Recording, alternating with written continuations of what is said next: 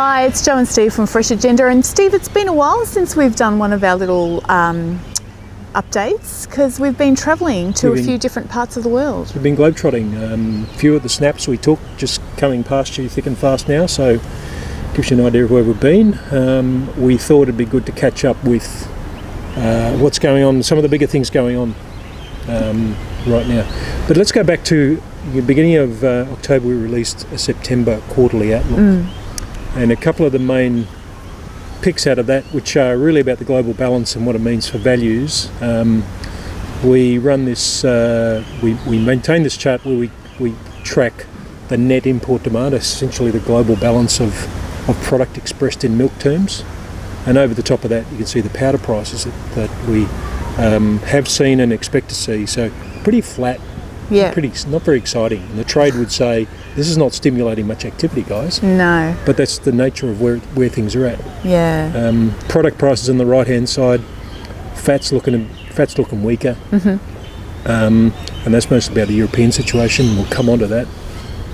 Powder's pretty flat. Cheese is the one for Australia to watch, and I guess for other key exporters worried about that market. And right now the US is starting to worry about that market. So sure. Yeah. Tiny little bit of upside for Skim in those numbers, which was a little bit surprising to the audience at Ukulele, where you were speaking last month too. But yeah, the market. I guess the market side of the trade is saying that they're a little bit pessimistic about that trade, and that's probably a happening thing right now, and it's got a lot to do with Asia, I guess. But yeah, for sure. Anyway, moving on. There's a couple of things to look at here. New Zealand has got our attention right now, given they've come out of the blocks pretty hard at the start of the season, 6% up in the month of September. That's right. But hold on, there's a developing situation with the fact that, we're not starting a drought story here, but we could be accused of that. But that soil moisture chart is looking very orange. Pasture growth has slowed right down according to those measures on the left-hand side there, which are interesting. They're weekly numbers. Yes. And that's quickly moved south on both those North and South Island charts, hasn't it? It was looking fairly positive, well within that green band, but now down at the bottom of that range. It doesn't take many days of no rain for that to change. And I guess something to watch, there's some rain coming on the weekend, and I've just shown a picture there that it's not expected to be very much in New Zealand this weekend. There's a couple of different bursts coming through. That's the clip I took out of the forecast rainfall for 7 p.m. Saturday night.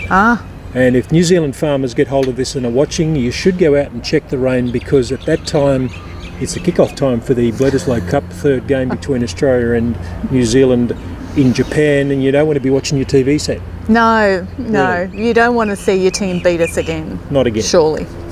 Just looking at those curves for New Zealand, and I think while a lot of attention is paid to the percentage changes, I think people have got to look at the curves and understand what's actually in the corresponding number from last year, which was a bit of an unusual curve. It was.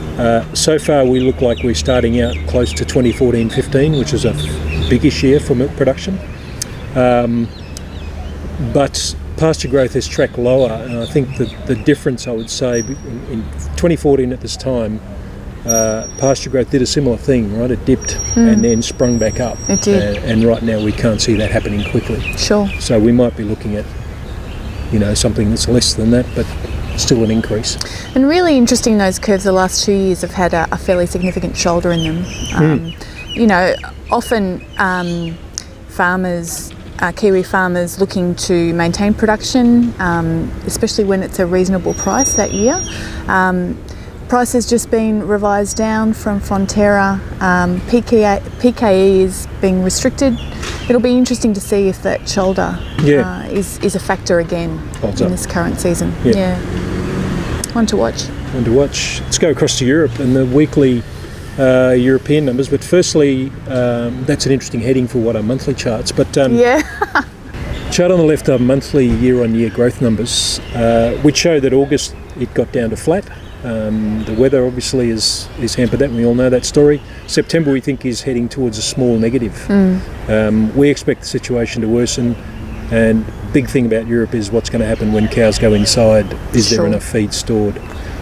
The chart on the right shows the product mix changes, and what's interesting here in the latest data, and can explain why the butterfat market is a little bit weak, is that while milk was flat, manufacturing milk actually rose because fluid use is down. Cheese production fell and butterfat output or butter output rose. So unexpected there. I hope the numbers are right. But skim was well down, which is Yeah. also odd. Yeah, it is. Yeah. So a bit more butterfat production, particularly in Germany, than what was expected. Yep. Might have helped soften that market. No pun. And they're key numbers as to what's happening with milk use going forward, and just how much milk stays with cheese and moves away from fat and skim production. Yeah. And We've what also that does to balance. We've also been watching the components fairly closely, because even while production was recovering, components weren't so good. So that's, I guess, also influencing how much fat and Absolutely. protein is going into which products. And in the August numbers, while production was flat, milk solids were down more than 1%. Sure. So it's still quite that feed situation has made the solids weaker. What's also to watch now is past those numbers we've just shown. The weekly production in the major producers is France and Germany is quite a bit weaker. France much worse. You can see why on those maps. Sure. Not much growth occurring. Still very dry across France and Germany. I think France got a little bit better. And I thought it was also interesting, not just the pasture growth, but what's happening to crops. And so that's the green maize, I suppose green chop you'd call it in our part of the world, but used for stored feed, I guess primarily in dairy. The yield there won't mean much to anybody, but it's about 15 to 20% lower than what it is normally. Yeah, so that big orange swathe through there is lower than average. That's right. So less feed available. Again, that just adds to the story. Yeah. We have these pasture growth charts that show things in Germany are tracking back towards normal, Sure. and in France still a lot worse. So that plays out in the other numbers in terms of milk production. So they're on the way back, but it's still damaged by the dry conditions. Certainly a slow recovery. And again, what was talked about a lot in Europe was how much, as you say, how much fodder is going to be available for the next part of the season when cows are inside. Yeah. So the net effect of all these changes, Europe's milk is growing more slowly, obviously almost non-existent the second half. New Zealand much stronger, but you've got to look across other regions. So the US growing about the same as it did in the first half. Australia much lower with very dry conditions. But these other regions as well, there's a lot of other milk, and that's also the output has slowed down. So adding it all up, the second half of 2018 is going to have less milk growth, about half the milk growth we saw in the first half. So that should tighten the market a bit. Yeah. Question is whether it's enough to actually change the angles on those price charts. Yeah, that's right. And whether that lingers into early 2019, obviously. Yeah. Chart of the week, Joe.